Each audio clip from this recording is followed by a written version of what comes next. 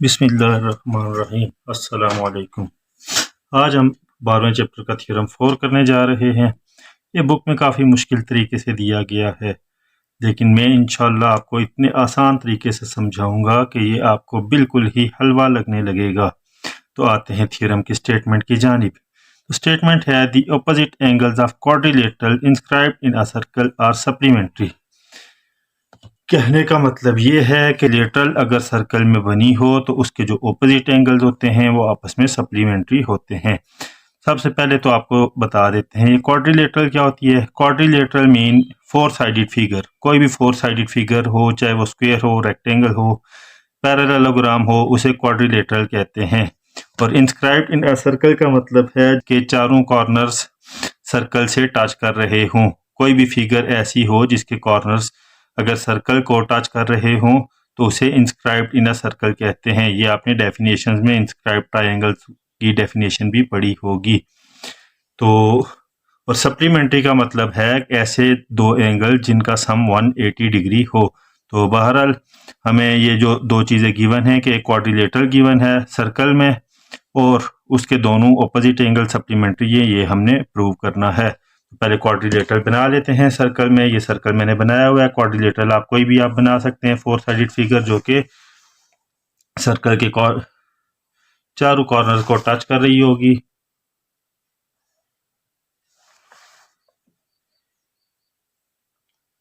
ये आपने इसका नाम रख लिया, ये ए, ये बी, ये सी एंड ये डी। ये चार एंगल बना रही है, एंगल ए, ये angle B, angle C and angle D.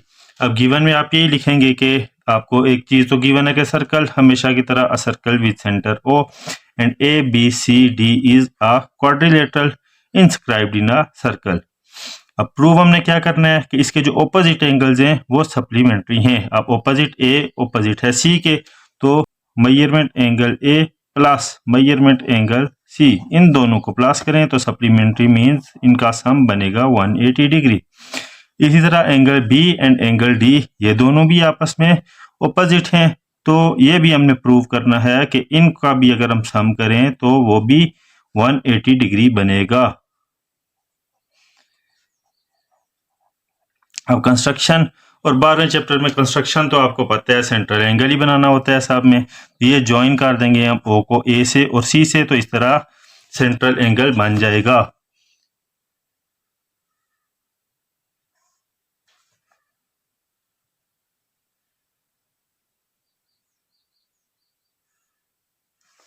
अब ये नीचे भी एक सेंट्रल एंगल बन गया, ऊपर भी एक सेंट्रल एंगल बन गया। तो पहले हम कर देते हैं join O with A and C to make central angle. और अब ये जितने भी एंगल्स हैं इनको हम कोई नाम दे देते हैं। इसको जैसे 1 दे देते हैं, इसको 2 दे देते हैं, इसको 3 देते हैं, इसको 4 दे देते हैं, इसको 5 दे देते हैं, इसको 6 दे देते हैं, इनको भी चले दे देते हैं 7 एंड इसको 8 दे देते हैं। Name angles as shown in angle 1, angle 2, so on angle 8 as shown in figure।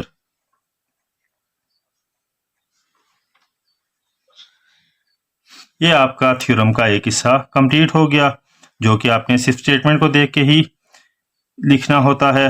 और आपको ये भी समझ आ गई होगी, 3 थ्योरम्स आप देख चुके हैं कि अगर हमें स्टेटमेंट की समझ हो तो गिवन एंड टू प्रूव तो बिल्कुल आप स्टेटमेंट को देख के ही लिखते हैं। और ये बिल्कुल आप कोई भी स्टेटमेंट आपको दी जाए तो अब आप उम्मीद है कि ये दोनों चीज़ें एटलीस्ट लिखने के काबिल हो चुके हैं। अब हम नेक्स्ट सेक्शन की तरफ बढ़ते हैं जिसमें हमने इस चीज़ को प्रूफ करना है।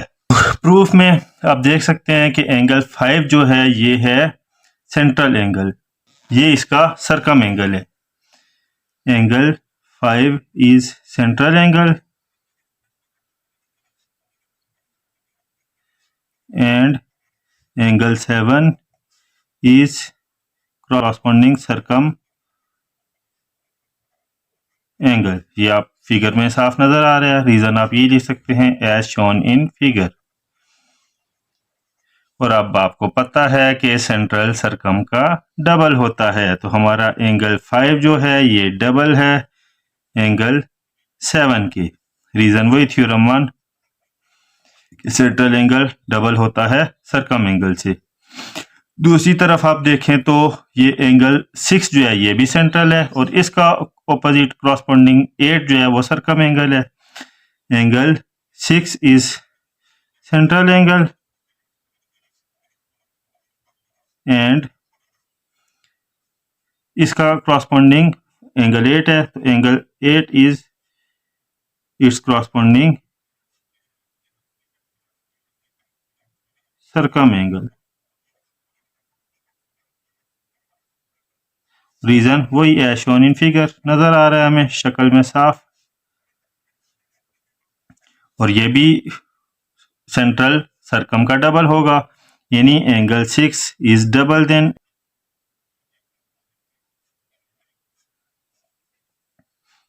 वही थ्योरम 1 सेंट्रल सर्कम से डबल होता है। अब आपने देखा है कि हमें तो चाहिए कि इन दोनों को अगर हम प्लस करें तो फिर हमारा 180 बनता है, तो इनको भी हम प्लस कर देंगे। हमारा हो गया 1, ये हो गया हमारा 2, तो इन दोनों को अगर हम प्लस करें तो एंगल ये जो राइट साइड से प्लस हो जाएगी, लेफ्ट साइड से प्लस हो जाएगी, तो मैं ये राइट को पहले प्लस कर रहा हूँ। 2 measurement angle 7 plus 2 measurement angle 8 equal हो गया measurement angle 5 plus measurement angle 6। क्या किया, ऐड 1 एंड 2।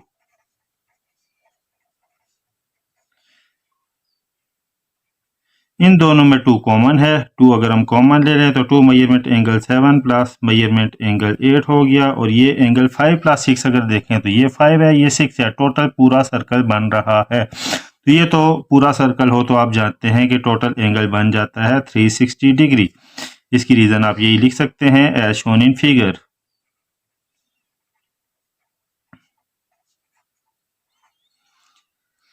अब ये 2 इनसे मल्टीप्लाई हो रहा है, उधर चला जाए तो ये हो जाएगा डिवाइड, और 360 को 2 से डिवाइड करें तो आ जाता है 180 डिग्री। लिख सकते हैं dividing by 2 on both sides. तो आप देख सकते हैं कि हमारा एंगल 7 और 8 जो है वही एंगल बी एंड डी है, तो B plus D equal to 180 degree. ये चीज हमारी प्रूफ हो गई। सिमिलरली वी कैन प्रूव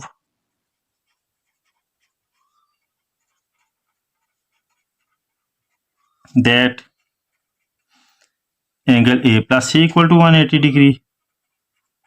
और अगर आपको वाकई ये थ्योरम समझ आ गई है तो आप कमेंट सेक्शन में बताएंगे कि ये कैसे प्रूफ होगा कि a प्लस सी भी 180 के इक्वल होता है।